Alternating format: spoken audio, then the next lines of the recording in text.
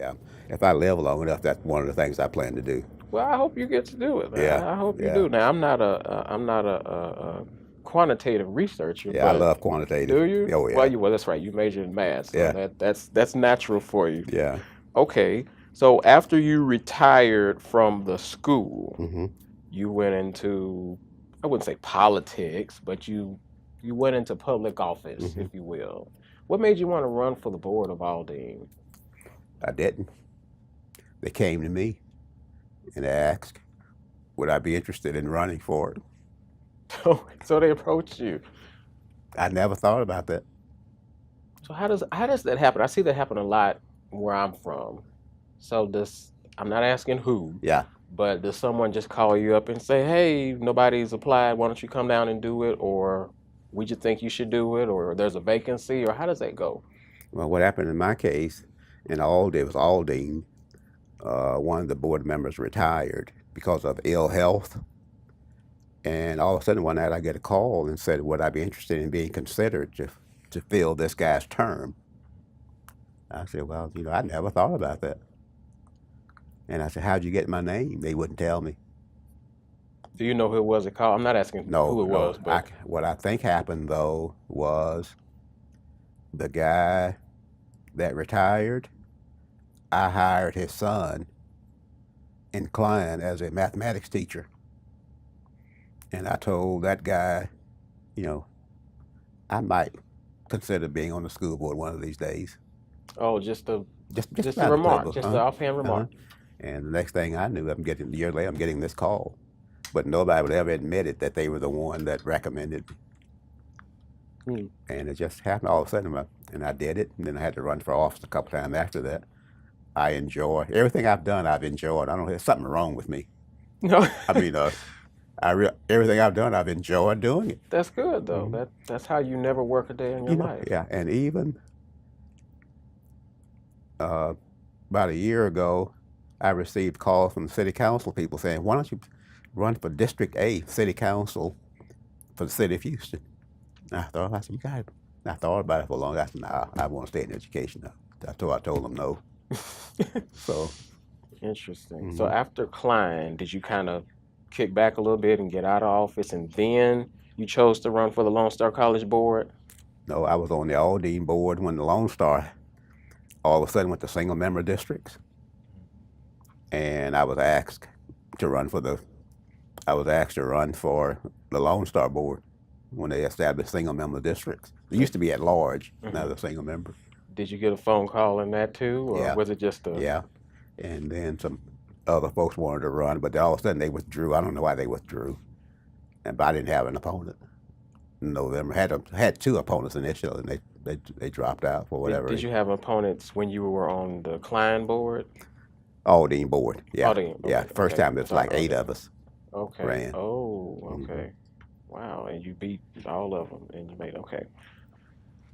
Wow. So when you got on the Lone Star College board, did anything surprise you going from K-12 to higher ed? Did anything surprise you? Was it any different? Not any different. Same. It's the same kind of stuff. It's just at a different level. The college boards are more sophisticated uh, than and you don't have the parent element in the on the college board. At least I haven't noticed any parent interference. Not yet, at least. Uh, uh, Well, with but the growth of dual credit, it may be coming. yeah, yeah. But even with dual credit though, those kids are tied to ISD, That's true. and so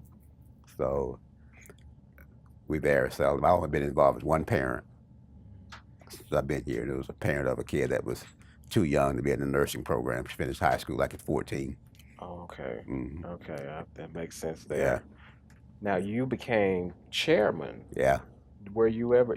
I think you immediately became chairman, right? You weren't I was maybe after a term or two, Yeah, or after my second year, I became chairman, okay. which shocked me. How did that happen? I don't. We had a nominating committee. I was not the nominee from the nominating committee, and I was nominated from the floor. Hmm. I was shocked. Hmm. I had no desire. I didn't ask. It just happened. It just happened. And And I say, what say you when they said, okay, we want Dr. Alton Smith to be the chair of the board? well, they nominated him. They got a second. They voted. And I got the most votes. And I said, man, you got to be kidding. So then you move your position to the middle, right? And you Hmm. take over. Hmm. What's the hardest thing about being chair of the board? Oh, I don't know if it's hard or not, but every decision that you make, in the eyes of some people, is not the right decision. And I think, and that's really the way it should be. Uh, Folks are very parochial. They only think of themselves or their campus, when decisions are made, and they don't think about the overall impact. And as a board member, if you want the board to be effective, you have to think about the overall impact it's going to have on the total school. Yeah, in some instances, it may not be the right decision for one particular location, but if you look at all of them together, and with the kind of resource that this is, we really can't afford to have a Mercedes.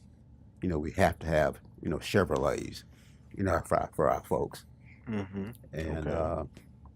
yeah, Tomball may be in the, I'm as an example, in the upper middle class area where everybody has a chauffeur and all this stuff. But there's other places that really can't happen. So you have to always recognize that whatever decision you make, you're going to create. You're going to have some friends, you're going to have some enemies, and as long as you can explain, Mm-hmm. you know, what the reasons were, that I'm completely happy with what I've done. I know I'm not good enough to make a decision that everybody be happy all of the time. Okay. And you were just reelected to Reelected, this yeah, to as far as being chair of the board, and yeah, your yeah, reelection is next year, right? yeah, yeah. Okay, In 2020. Are 2020, you going to run? I don't know. If I had to answer it now, I would say yes. Uh, but as you get older and etc., you start wondering. At some point in time, you have to do something else. But right now, the answer is definitely yes. Okay. Okay. What advice do you have to students of today? Oh, I tell students the same thing all the time. But I'm old-fashioned. My wife said I'm I'm too old-fashioned. The problem I have with our students, when I was going to school, mostly everybody took 18 or 20 hours a semester because we had to get in and get out because we didn't have any money. I very seldom can find a student now that takes more than 12 hours. I said, how come? Well, that's full time. I said, well, I know it's full time, but if you take 15 to 18, you can finish this curriculum in X amount of time rather than extending it over a period of time. And they're borrowing money, to take 12 hours on and not 15 to 18. I said, that doesn't make any sense. Add it up. And I don't understand why students don't see that.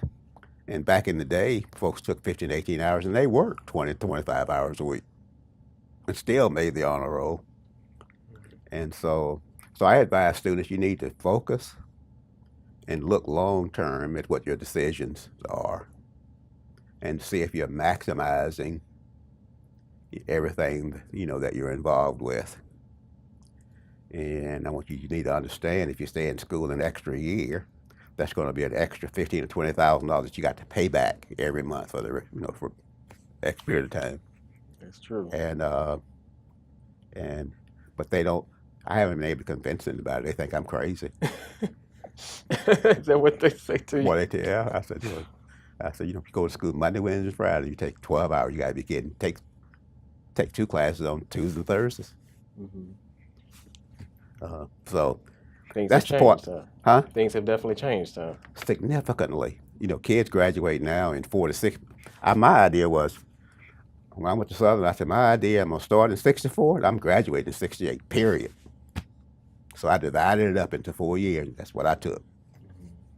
And now kids look at it like 5 or 6 years. And I said, I'm guilty of being one of the 5 years, so I I'm don't guilty. understand. I don't get it. I'm guilty of that. And I don't understand why kids flunk. I'm the first one. If I don't understand something, I go to the teacher's office. I say, I don't understand. I don't get it. I'm the dumbest kid in the class. I don't get it. And They'll say, well, I'll get it when I get home. I said, well, how the heck you going to get it when you get home? There's nobody at home to teach. So you get it while you're here. Mm.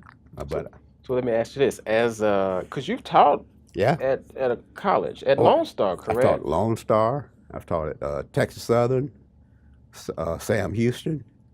I taught graduate school at Sam Houston, Houston Baptist, and HCC. Okay. So teaching at a university versus a community college, and being a student at a university versus a community college, what are the differences that you've seen, as in your experiences? For me, being a student first and then teaching, Mm. uh,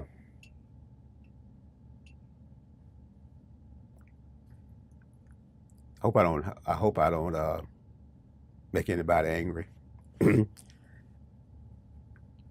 We used to always focus on the main thing. Kids now, see, well, I never worried about whether my clothes matched when I was going to school. You wore whatever was clean. I never worried about whether I had a car, etc. I walked wherever I had to go. So I think we have spoiled our students to whereby. Plus, I never knew labels on clothes. People say, I got Gucci this. I said, I don't know what a Gucci is. I don't know what my clothes. Uh, and my kids are guilty of this too. They are more in stuff that doesn't add to the bottom line than we were. All we worried about was tuition and food. And so, as a result of that, you wore whatever you had, you did whatever you had to do, to get through, and you didn't worry about that other stuff.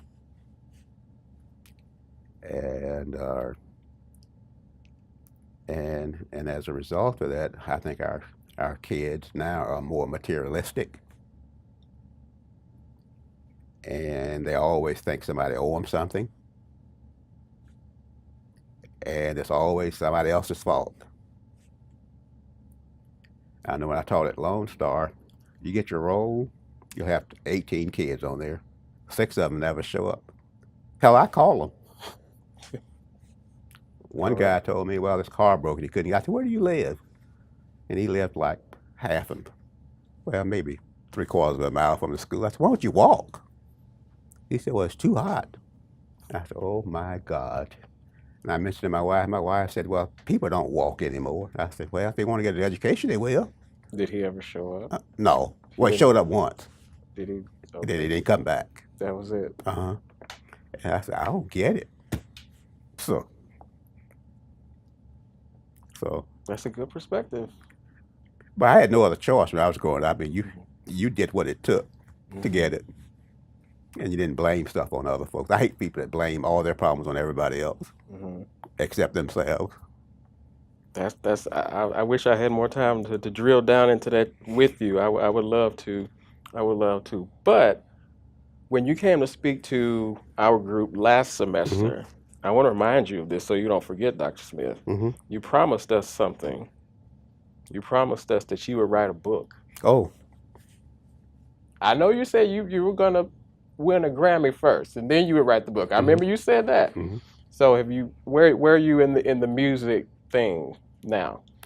And I'm going to make my debut in Herman Park on my 75th birthday, which will be May 19. Oh, May 19, 21. 2021. Okay. And then I'm going to start writing my book. Okay. But I don't think my book's going to be interesting. I mean, I don't find this stuff interesting. Well, that's okay. Yeah, It's not for you. yeah, That's why it's not for you. yeah. It's for everybody else. So when I guess by the time you would have finished your associates, perhaps, Oh, yeah.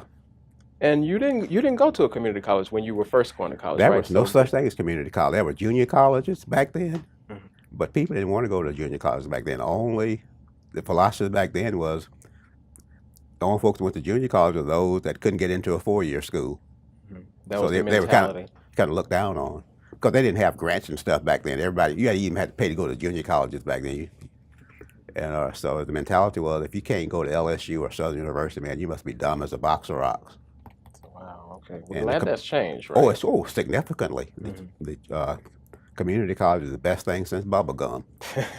I agree. Hmm. I totally agree with Yeah, that. I totally everybody agree has with an that. opportunity now, to get schooling and whatever they want from a career perspective or from an enjoyment perspective. So this will be your sixth degree. Is it going to be your last one? Your associates will be your sixth degree. So bachelor's, three masters, doctorate, and then your associates. Uh, yeah, it may be my last degree, but it's not going to be the last time I go to school. I always like to go to school and find stuff that I don't know Okay. how to do. I think my next educational pursuit will be a foreign language. Which one would you like to learn? If I had to do it now, it'd be Spanish. Me too. Mhm. Me too.